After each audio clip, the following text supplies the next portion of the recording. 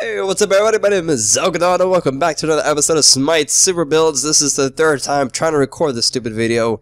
I had technical difficulties and I had to restart my computer and whatnot, but that's not the point of this video. The point is I'm redoing this video because the last one, all the audio got cut out from it. I don't even know why. I got comments, I'm like, hey, where did the commentary go? I was like, well, I don't know. You can blame YouTube for that. I don't When I recorded it, there was audio. I can guarantee you that much. And when I uploaded, I'm pretty sure there was audio. No copyright issues or anything like that. I don't know. It vanished.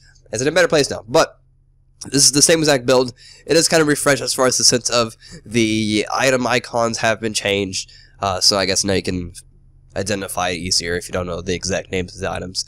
But yeah, let's go over the items. So, for actives. Actives really depend on what you're doing, and if you're on Conquest, jungling, definitely get Hand of Gods. That would help you so much, and you don't really need Bubba's Mask at all, because you don't really use mana. And then you get the Potion of Might, which you can find under symbols, and it's this red bottle right here, and it gives you some nice physical power. But besides that, we're going to go with full cooldown reduction to get the most use out of our abilities, which assassins typically go by this, because they're abilities kind of benefit themselves, giving themselves buffs, and disabling others, and dealing a lot of damage. For a perfect example of this is Thanatos' 1, Death Scythe. If you ever played this game and been hit by Death Scythe, you know it hits like a truck. It really sucks being hit by it, because early game, it will probably destroy half your HP if you're not tanky. So as you see, the damage scale is really high up, and 10% of HP, whoa, okay, that's a lot. Healing himself and slowing. I was talking about disabling others. But that's not the fact that you should already know all these stats. But the main thing is the cooldown reduction. 7.8, 7.8, 9 seconds to 54 seconds. So penetration, so you don't really need to build too much penetration items. Maybe 1 or 2, as we have Jones Wrath does give us like plus 10 or 11, whatever it is. And this gives us the rest. Movement speed. His 3 does silencing. So this I'm just kind of telling you why you want cooldown reduction for Thanatos, is all these amazing self buffs and disabling others and dealing a lot of damage. And his ulti is absolutely terrifying. Once you have that red marker on yourself, you know that you're probably going to die by Thanatos knocking on you.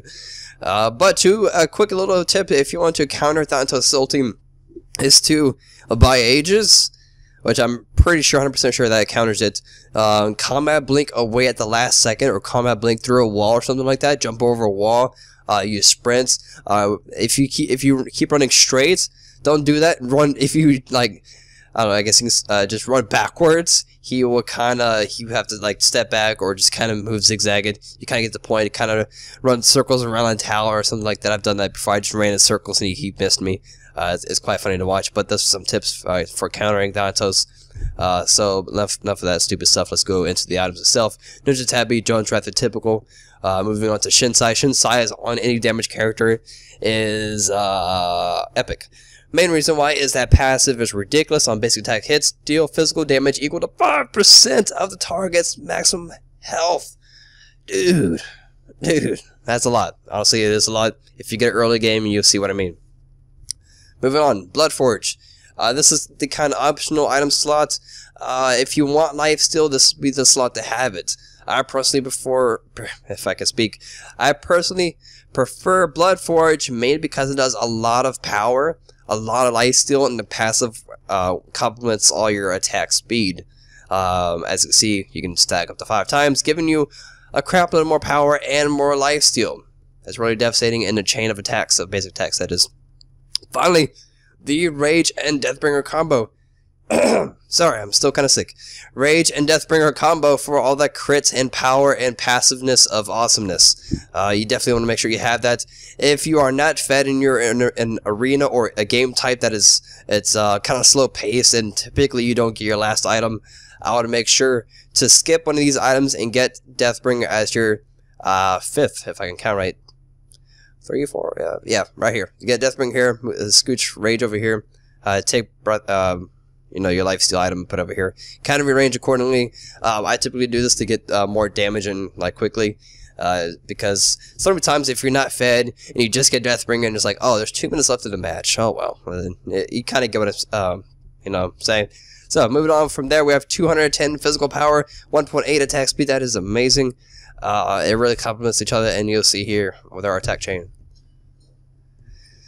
So you see he has a 3-hit combo. The first 2 are mediocre. I think the first one is 100% of his physical power, and then the second one's a weaker one, and his third one hits like a truck.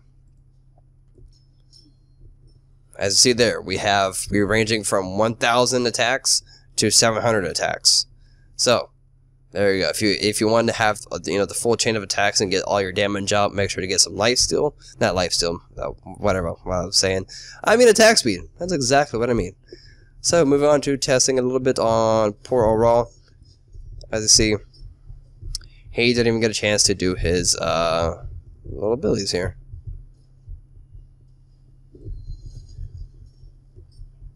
So, yeah, since Fraps is kind of crapping out, that kind of showed you the, what I was talking about with all these items, and the lifesteal is ridiculous, and I'm going to move on to the next video, so I'll see you guys there. Peace!